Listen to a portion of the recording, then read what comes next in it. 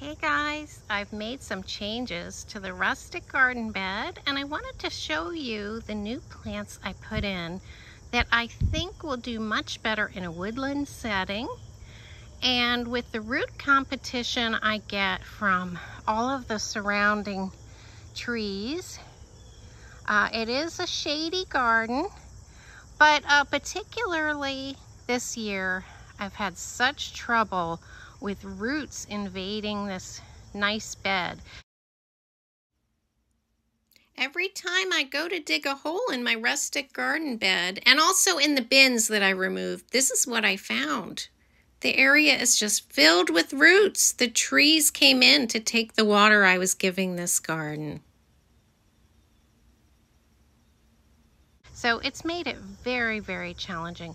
With the drought, the trees come into the areas I water and help themselves to water. And I can't say I blame them. They're thirsty too. But woodland gardening definitely has its challenges. So I brought in some plants that I know have grown well in shade to part shade. I've brought in some plants that have shallow roots, and I've brought in plants that I know are woodland plants. So let me show you. We'll start over here. I actually did most of the work down here, but I'll start with this little boxwood. I have boxwoods elsewhere. It's right in the middle here. They're little cuttings I grew, but I have them elsewhere in the woods and they seem to do okay. I actually have some in quite a shady location. So I've put 3 little cuttings in. I can show you the other 2 as we go. What has done well is the heuchera in the corner. They don't mind shade at all, and they seem to have shallow enough roots that they can grow in the woodland. And that's great. I do have some ferns that I moved from another part of the garden that are barely there. Let me show you what they look like. By the way, this is alyssum, just happened to be in the pot where I had my boxwood, but that has perked up. I planted that about a week ago, and I think the alyssum will do really well there. That's just an annual, but it should reseed itself. But let me show you these beautiful ferns. This is a type of fern. My friend gave it to me and I've had it in other parts of the woodland here. And I decided, well, maybe the garden would be a nice place to put some, particularly since they get watered over here. They did go dormant in the rest of the woods and now they're just starting to come back. So like I said, they're barely there, but next year, they should come up beautifully. I put the crowns just right at the soil level. Same place they were when I dug them up. The columbine do just fine, so they're staying. And I do have some more ferns, a different type over there, and I put a log there to kind of hold the moisture. And they too don't look so fabulous this year, but next year I expect they should sprout up and look really nice, especially with all the watering I do back here. One thing that's been great back here is the coleus.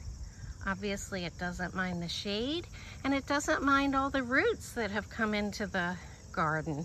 Here's another boxwood right next to it. And although they're going over now, I did have a little bit of luck with my couple of cleome. A little bit hard to see there, but that's called the spider flower, and it might be because this is what the seed pod looks like. The seed pods, they burst out into these seed pods, and once those dry, something like that, they burst open and seed themselves in the same area. So I'm hoping that a few more of those show up next year just on their own. Let me bring you around to this carex. And of course, both of my coleus over there did well. Nothing got too enormous. It was just a challenging year, drought-wise, and root invasion-wise. But they did just fine. They survived. I did pop in some annuals here, and I think this might be my annual of choice for this garden. They are geraniums, and they have very small roots. They actually have very fleshy stems which hold water, so they don't put out a large root system. And I think this and coleus might be my annual of choice for this garden bed next year.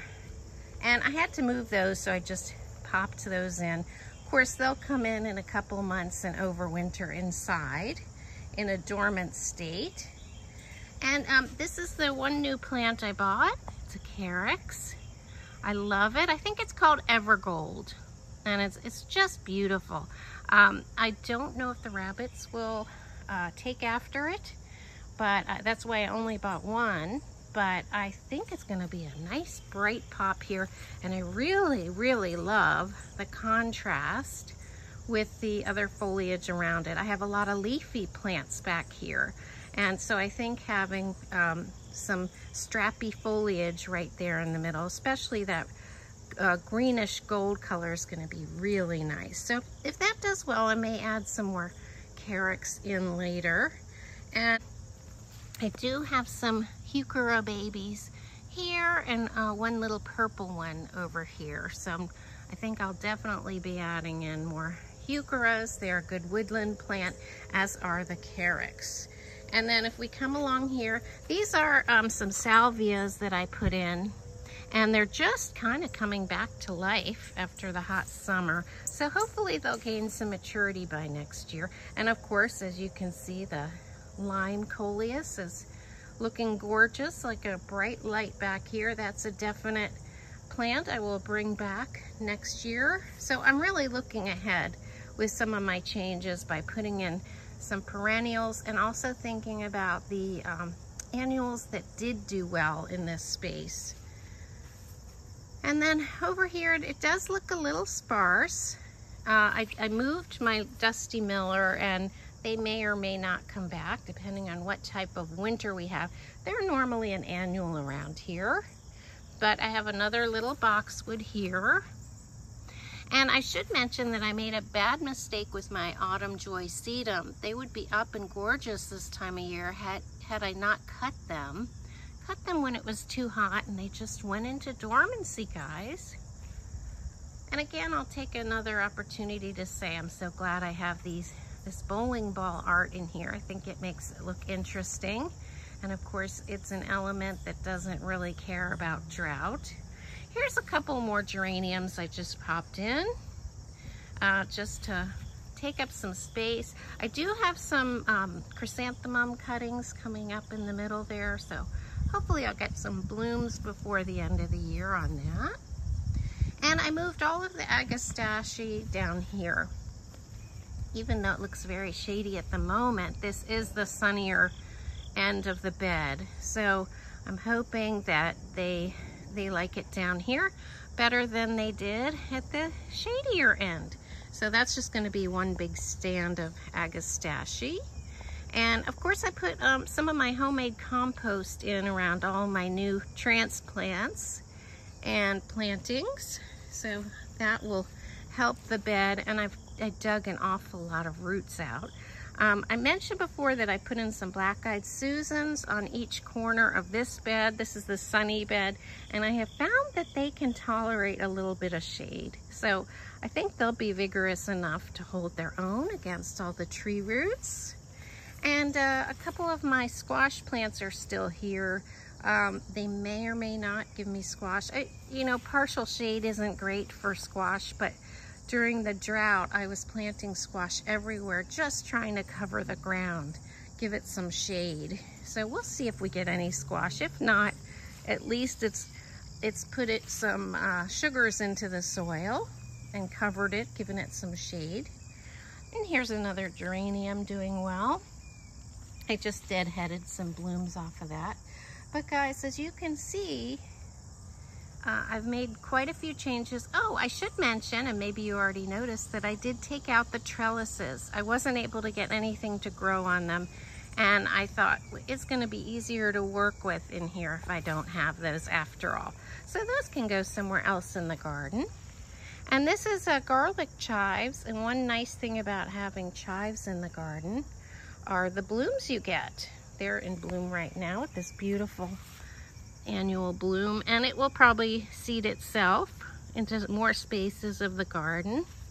I didn't actually like the garlic chives so much. I prefer the regular chives, and those are dotted in throughout here.